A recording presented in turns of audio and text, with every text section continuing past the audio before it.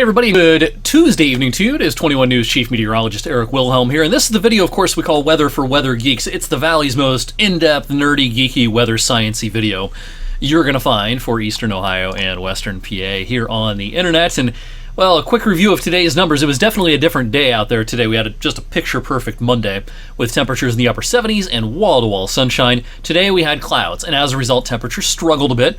67 the best we could do this afternoon. That's 4 degrees shy of the average, and about 7 degrees shy of what we expected this afternoon, because we expected a few breaks in the clouds today, but actually the clouds hung tough throughout the day. They were unproductive, though. Aside from a random sprinkle here and there, that was just about it today. Most of the day just pretty cloudy and just ho-hum. So, checking in on where we are for the month and for the season and for the year. Of course, we're running surplus values here in the rain department. We're in no danger of things drying out around eastern Ohio and western Pennsylvania anytime real soon. For the month at the Youngstown Warren Airport, the surplus is over an inch. For the season, of course, spring has been pretty wet, 3.38 inches above the average. And a lot of that, of course, occurred in the first half of April. Actually, it's been a little bit below average in some places in terms of precipitation over the last month, since about tax day. Since about April the 15th, we've been close to or even a little below average in terms of rainfall in parts of the area. But it's nothing that's going to erase the big surpluses that we racked up in March and especially into early April. And for the year so far, 17.75 inches of total precipitation. That's a little over 3.5 inches above the average. But again, the radar has been pretty quiet. So we weren't expecting much today, but again, aside from a sprinkle, we've been rain-free, and I expect more of the same this evening and into the overnight tonight. The steadier rain has shifted into western Ohio, so yeah, it's a damp evening with some light rain and some drizzle from Toledo right down I-75 through Lima, down to Dayton, Cincinnati, Columbus a little bit damp, Mansfield a little bit damp. But in the eastern part of the state and into western PA, the moisture is a little bit lacking. Severe weather also thankfully lacking here locally.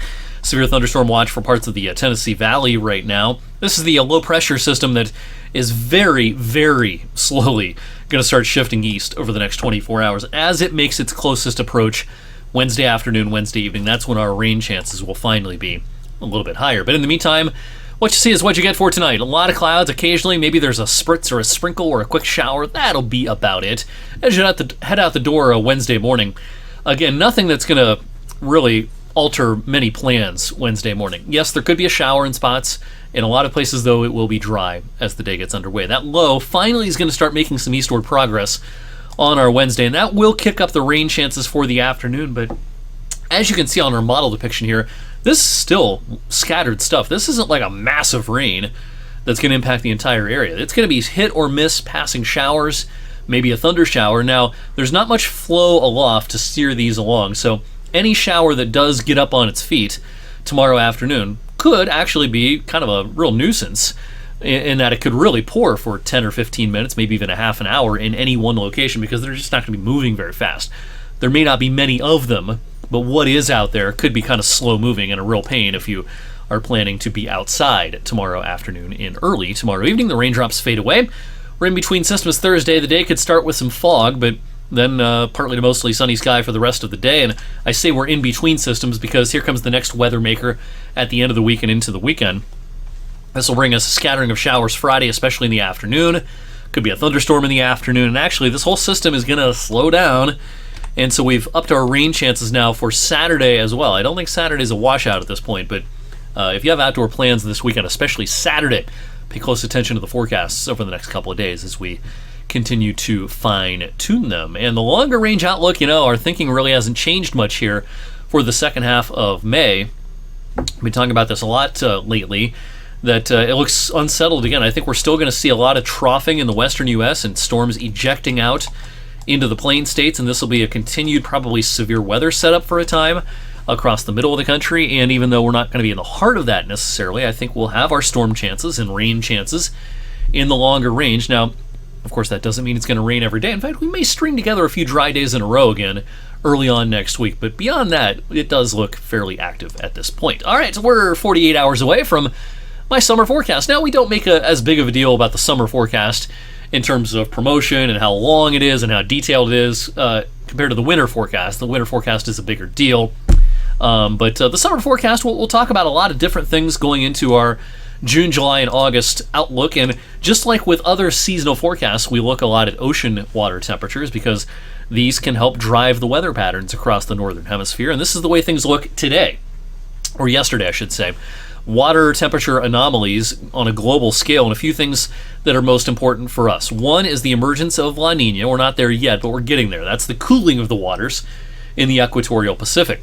The other thing in the Pacific that's very important is this kind of setup right here. We have warm water here, but cool water still here.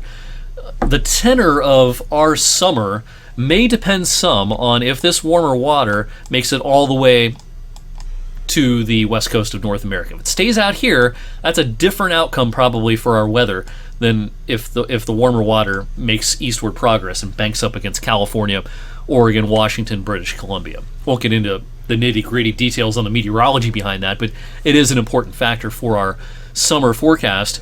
While we're not a tropical weather hotbed in Ohio and Pennsylvania, the upcoming tropical season could really be something with the emergence of La Nina and all this warm water in the prime development zone off the coast of Africa all the way to the Gulf of Mexico. I think we'll have a very, very busy hurricane season in this corridor. Does that mean all of them are going to hit the U.S.? No, absolutely not. In fact, there's really no way of knowing how many would hit the U.S., despite seasonal forecasts that outline number of landfalling systems. That's pretty shaky science in my view, but nonetheless, for us, usually tropical systems don't have much of an impact on our weather, with the exception of the ones that do make landfall, and then the remnants come northward and we get a bout of heavy rain. That's how tropical systems impact us around here. But again, overall, the Atlantic should be very, very busy for hurricane season this year. We'll do that summer forecast, 21 News at 6 and 11 Thursday here on Weather for Weather Geeks. We'll do a longer, geekier version, as you would expect, and we'll post all those links on social media as well. Meantime, thanks for watching tonight, and I'll see you right back here on Wednesday.